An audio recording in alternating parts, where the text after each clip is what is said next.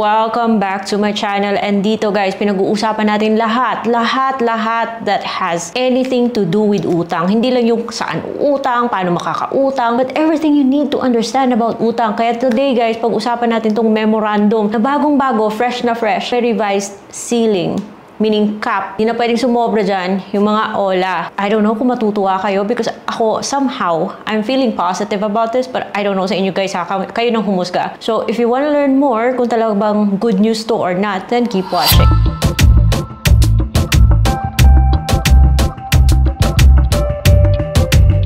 Hello everyone! Welcome back to my channel. It's Ate Red here at dito, utang po yung pinag-uusapan. At dahil yung goal naman natin is maging financially literate tayo, so dapat lahat may kinalaman sa utang pinag-uusapan natin. Interest and that and this and that. Anyway, so this video is not sponsored. It is based on my personal experience. As sa aking research guys, because syempre tayong mga mangungutang ay updated tayo sa mga ganito. Ngayon lang, December 10, 2025, it's official. Kakasign lang at nilabas ni SEC yung bagong or updated ceiling or cap sa mga interest rates ng mga OLA. Bago tayo mapunta doon, ano ba yung meron bago mag-take effect to? Kasi this new ceiling, mag-take effect pa kasi April 2026 mga guys. So it's not immediate. So ngayon for loans na hindi sumusobra ng 10,000 and pababa at yung loan tenor or your terms niya ay hindi sumusobra ng 4 months, yung cap is effective interest rate na 15%.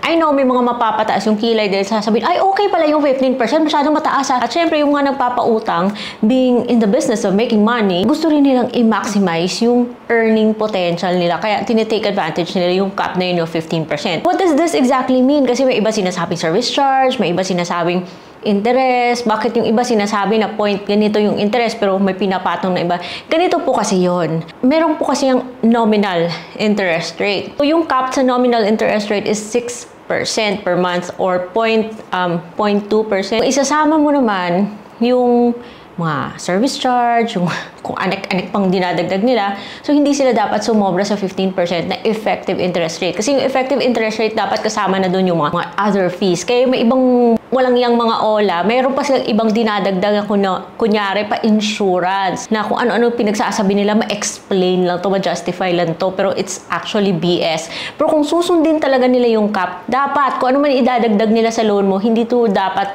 sumobra ng 15% per month.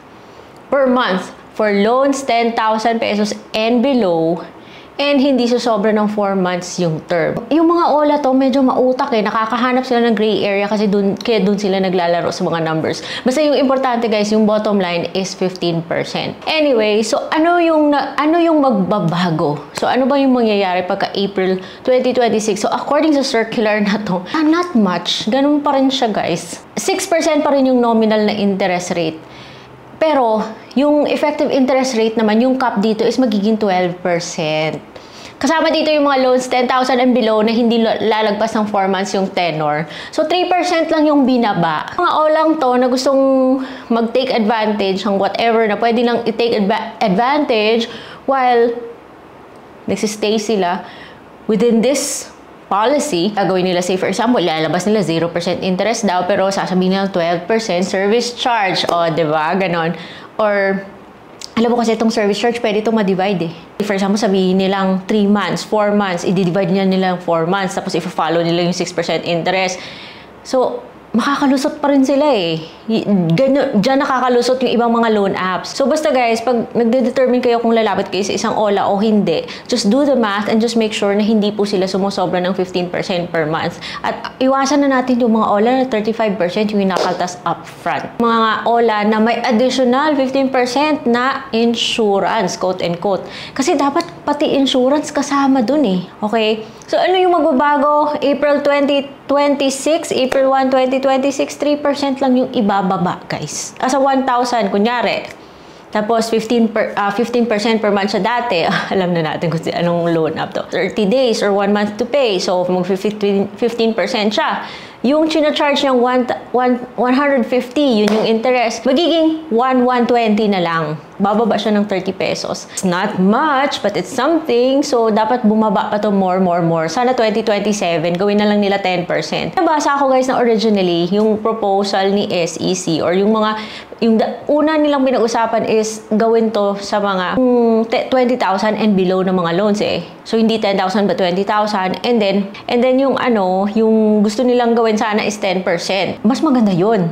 So, may mga certain groups daw na pag ito yung pinatupad ni SEC, may ibang mga legitimate lenders daw. Yung baka ayaw na magpahiram or something like that. Marami naman tayong mga online loan platforms guys na kahit na ngayon ay nasa 5% and below eh. So, maraming legitimate. Except for some, I actually have them na nandito guys. Alam ko kung anong mga ola to. Na let's wait and see na siguro by April 2026. Siguro yung 15% na yan, magiging 13% na lang or 12% na lang. Alam nyo kung anong mga ola to. Basta Mark Safe, yung paborito kong si Belize, si Credivo, o somehow si Salmon Credit is Mark Safe. Mga alam nyo, mga paborito kong loan apps, Mark Safe, except for some. So sana naman magbababa to more and more and more. Wala tayong magagawa. Yun lang yung ipapatupad guys, but at least it's something. Para sa akin, okay na to. I mean, it's not much, but it's not bad, di ba? At least SEC is aware na may mga ola talaga na mapagsamantala, kaya dapat stronger reinforcement yung gawin nila. Hindi lang yung sabi-sabi lang, hindi yung lip service lang na para kunyari may ginagawa, pero dapat i-impose talaga nila nito. Dito sa memo na to, naka-state naman yung magiging penalty ng mga ola na lalabag. Sana maging magkaroon sila ng zero tolerance policy, which reminds me, siguro yan yung reason kung bakit nag-iba yung rate ni OLP. I know it's not for everyone yet kasi kakasilip ko lang kay OLP at nabigla ako guys na meron siyang pa-loan. Naging 9% per month na lang siya na dating 15% plus another 15% for additional BS. Ngayon, 9% na lang siya at wala nang mga additional fees na yan. Wala nang mga electronic doctor na wala namang sense eh. So 9% na lang siya. 6 o basta, panoorin nyo na lang vlog kung gusto nyong malaman ko nung ibig sabihin ko dito sa OLP na to. So, I think OLP, yan, nagkaroon siguro ng warning yung walang yung OLP na to. Meron akong na-notice sa pagbabago kaya nakautang ako sa dahil 9% na lang siya at monthly na. So, check nyo si OLP from time to time and probably by the time na April 2026 na, si OLP ay magbago na para sa lahat. Kasi legit naman si OLP at dati okay siya, kaso lately nagkaroon siya ng mga 15% na additional kaya yun, na-hate ko siya. At sana pati yung mga practices ng mga collectors nila is baguhin na rin ni SEC. And by the way, si Mr. Cash parang bumabait. Sinilip ko si Mr. Cash parang iniba niya na rin yung interest niya. Kaya balikan natin yung si Mr. Cash na yun. Mga paborito kong asarin na kaya pinagkakamalan akong agent ng mga ganito kasi tinututukan ko. Pero hindi ko naman sila tinututukan para i-promote. Tinututukan ko naman sila para sa inyo. Kasi gusto ko kayong magkaroon ng options. Kasi let's face it, utang is not really evil. We need access to ganito. Dahil hindi po tayo mayayaman. Kahit na yung mga mayayaman, may mga utang yan. Pero wala kasi tayong access sa mga better credit facilities. Ito yung available sa atin. Kaya dapat alamin natin kung paano i-handle yung mga ganito at huwag tayong magpaalipin sa whatever available lang sa atin. Dapat ma-outsmart natin sila. Kasi if we manage it correctly, yung mga ganito, it opens doors for opportunities, better opportunities for us in the future. Kaya pinag-uusapan natin dito yung everything about utang, guys. So, let's have more of this. Let me know what you think and I will see you on my next vlog. Bye-bye!